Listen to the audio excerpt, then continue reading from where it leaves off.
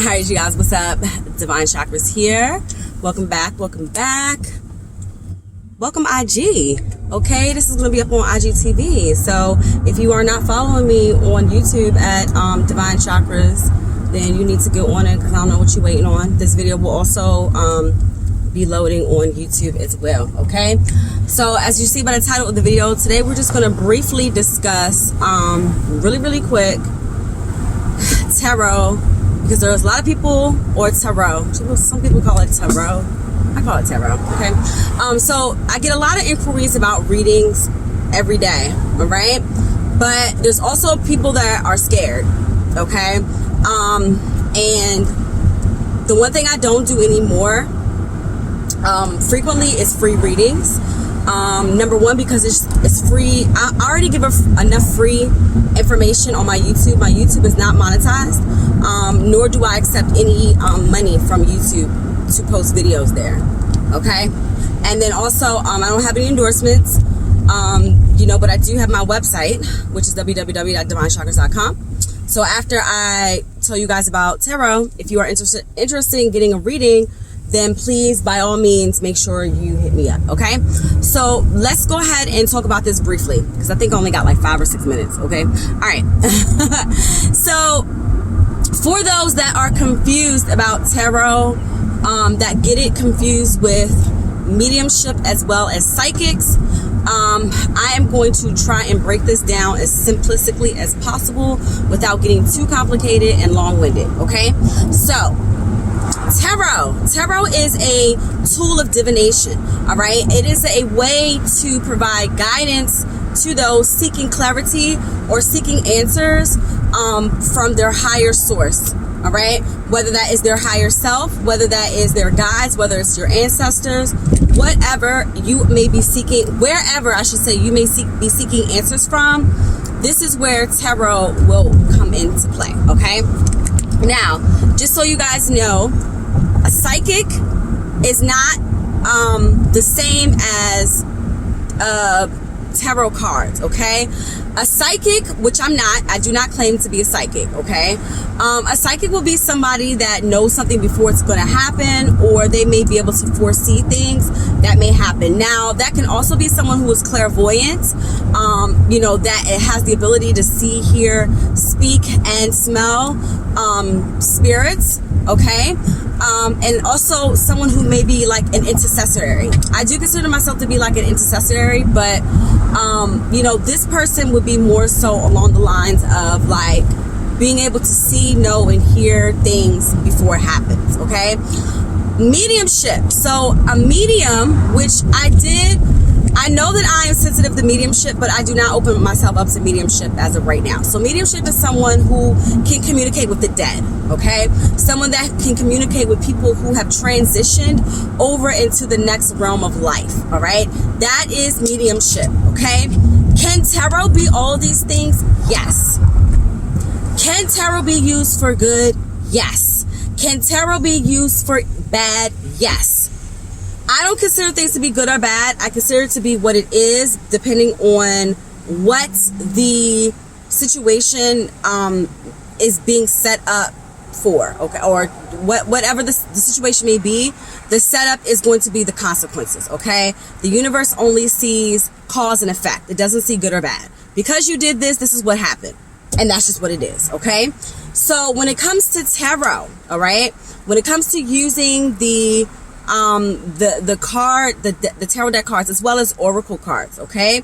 Tarot cards specifically do not have any way, shape, or form to display a bad omen in your life or in my life as the reader to you, nor does it have any way to be like evil, okay?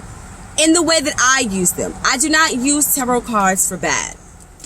I use tarot cards to enlighten and to clarify and to help people along on their spiritual path. That is what I use it for. I use it for divination. All right.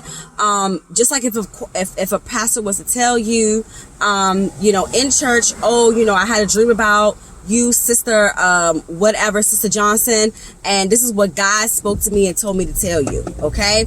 It's kind of like that, but except I'm using a buffer. My buffer is the cards, okay? So instead of me draining all of my energy, because I can read without cards. I know how to do that. I can read your life without cards.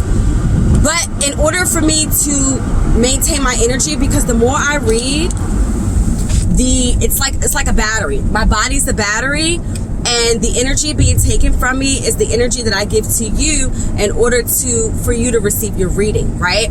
So think of energy in that way, as if it is a battery. If I do multiple readings back to back to back to back, or I do multiple readings without cards back to back to back to back to back, I get wiped out. I get drained completely. That is why I do not offer readings now. I do not offer readings now on like an everyday basis. I only offer them like 3 or 4 times a week. Okay. All right. So with that being said, for those that are afraid, okay, remember, you are responsible for the energy that you bring. All right. If you are worried about tarot, pulling your cards, if you're worried about whatever, the ancestors, the guides, the cards, they're going to tell you what they're going to tell you, what they're going to tell you. It's probably some shit that your ass needs to hear anyway, because you don't want to get your shit together. So that's not my problem, okay? Personally, that's not my problem. What is my problem is when people falsely say things about tarot or have some assumption about tarot because they haven't done their research, or they haven't spoken to someone who is of substance when it comes to being able to speak with someone who is educated about tarot and about divination, okay? So with that being said, you want to make sure that you are getting read by someone, number one, who is going to have your best interest at heart. Number 2, that knows what the fuck they're reading, okay? Number 3, someone who you trust.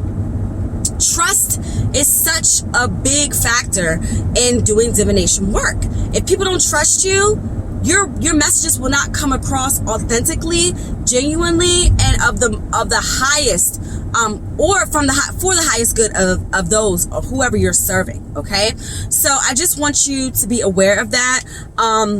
When people do tarot, when people step into tarot and they do tarot, I was called to do tarot. I literally woke up one day and said, oh my God, I need tarot cards and I need them today. And from then and there, I just started reading. Okay. I didn't even, honestly, I taught myself how to read, but then I went on and took a 8.5 hour course, and I'm now certified as a tarot reader. Okay. But of course I was certified and, divinely authenticated by the universe, so I don't need no class. But since y'all like degrees and shit, I went ahead and did it. No, I'm joking. But no, in all seriousness, we as tarot readers, and if you are a fellow tarot reader and you're watching this and you actually serve people, because there's tarot readers out here that don't actually have a spiritual based practice, they just read just to read, then you will know that you have been called to do this. It's just like when a pastor says, I was called, to pastor a church. You are called to do tarot. All right. You're called. You are called to help people.